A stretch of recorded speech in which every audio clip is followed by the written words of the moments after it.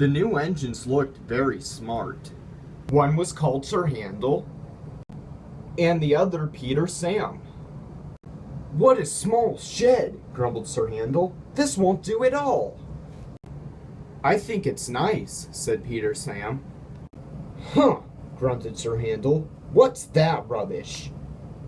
"Shh," said Peter Sam. "That's Skarloey, the famous old engine." "I'm sorry, Skarloey," he whispered. "Sir Handel's upset now, but he's quite nice, really." Skarloey felt sorry for Peter Sam.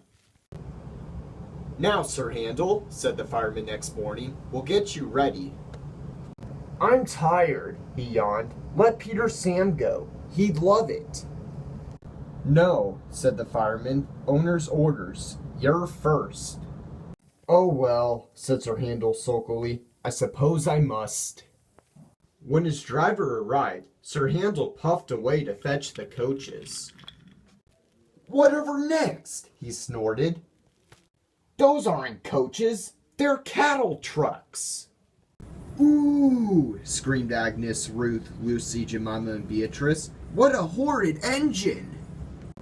"It's not what I'm used to," clanked Sir Handel rebelliously, making for the station. He rolled to the platform just as Gordon arrived. "Hello," he said. "Who are you?" "I'm Gordon. Who are you?" "I'm Sir Handel. Yes, I've heard of you. You're an express engine, I believe." "So am I, but I'm used to bogie coaches, not these cattle trucks." "Do you have bogie coaches?" "Oh yes, I see you do." "We must have a chat sometime. Sorry I can't stop. Must keep time, you know." And he puffed off, leaving Gordon at a loss for words. Come along, he puffed. Cattle trucks, grumbled the coaches. We'll pay him out. Presently they stopped at a station. The line curved here and began to climb. It wasn't very steep, but the day was misty, and the rails were slippery. "Hold back," whispered Agnes to Ruth. "Hold back," whispered Ruth to Jemima. "Hold back," whispered Jemima to Lucy. "Hold back," whispered Lucy to Beatrice. And they giggled as Sir Handel started, and their couplings tightened. Come on, he puffed as his wheels slipped on the greasy rails. Come on.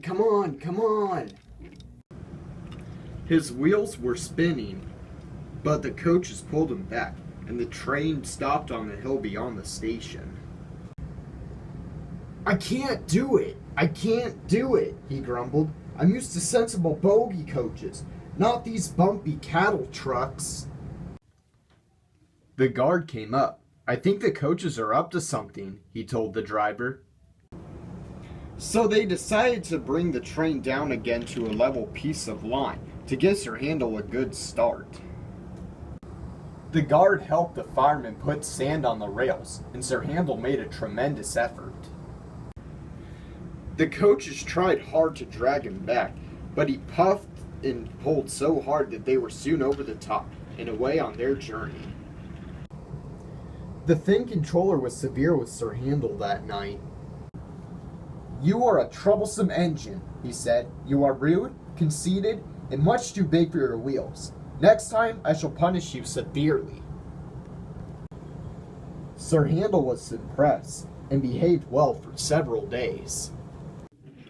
Then one morning, he took the train to the top station. He was cross. It was Peter Sam's turn, but the thin controller made him go instead. We'll leave these coaches, said his driver, and fetch some trucks from the quarry. Trucks? Snorted Sir Handel. Trucks? Yes, his driver repeated. Trucks. Sir Handel jerked forward. I won't, he muttered, so there. He lurched, jumped, and stopped. His driver and fireman got out. Told you, said Sir Handel triumphantly. He had pushed the rails apart and settled down between them. They telephoned the thin controller. He He came up at once with Peter Sam and brought some workmen in a truck. Then he and the fireman took Peter Sam home with the coaches, while the driver and the workmen put Sir Handel back on the rails. Sir Handel didn't feel so pleased with himself when he crawled home and found the thin controller waiting for him. "You are a very naughty engine," he said sternly. "You will stay in the shed till I can trust you to behave."